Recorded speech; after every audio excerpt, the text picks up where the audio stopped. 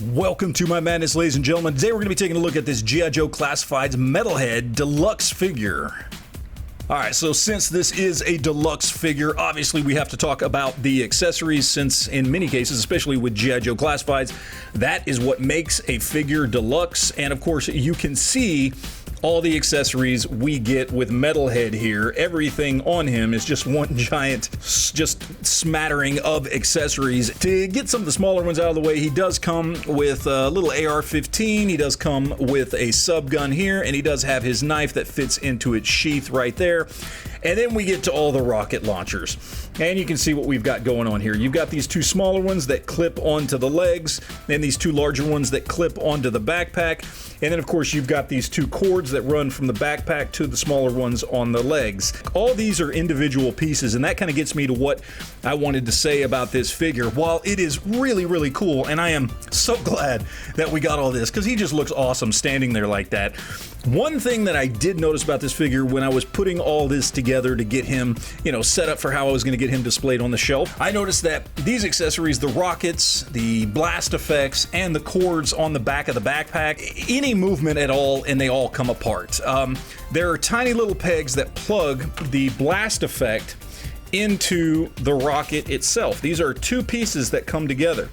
And there's a little plug at the end of this blast effect that fits into the rockets, and it's like that on all the rockets here. They're all exactly the same. They just don't want to stay on because these are such small pieces with small pegs. Any movement and the rockets just fall off the blast effects. And the same thing with these cables coming out of the back of the backpack and going into the rockets there on the side.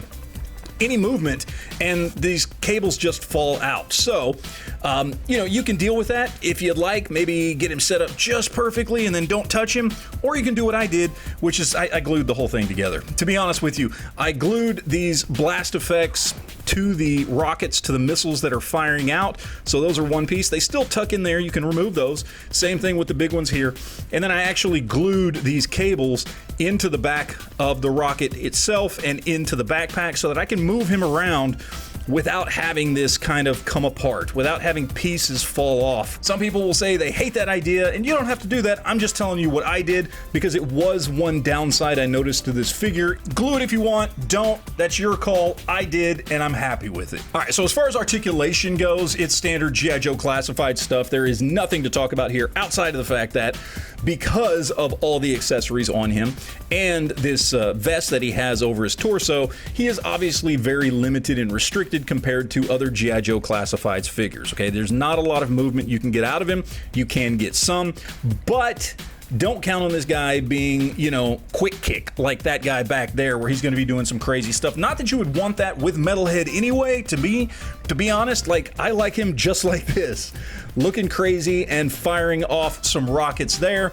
I think that looks absolutely great. Now, for a couple of other accessories that did come with this guy, I wanted to show you what you can actually do with his head. So you can actually pull this hairpiece off, if we can get it there very delicately. And you see he's got his head looking like that. Now he has a separate hairpiece that you can actually put on that doesn't have the glasses attached to it if you want to take the goggles off of him.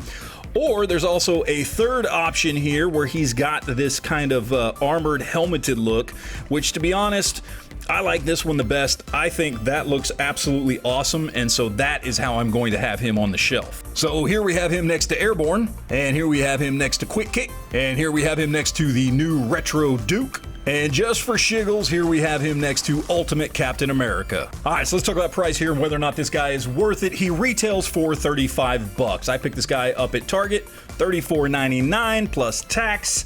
Is it worth it? Yeah, I think it is. He's a really cool figure and he comes with some cool accessories. Do I feel like I still got my money's worth out of it because I like this figure, I like what they did, I like the rockets and the accessories, even though I had to glue them? Do I think it looks like a really cool figure?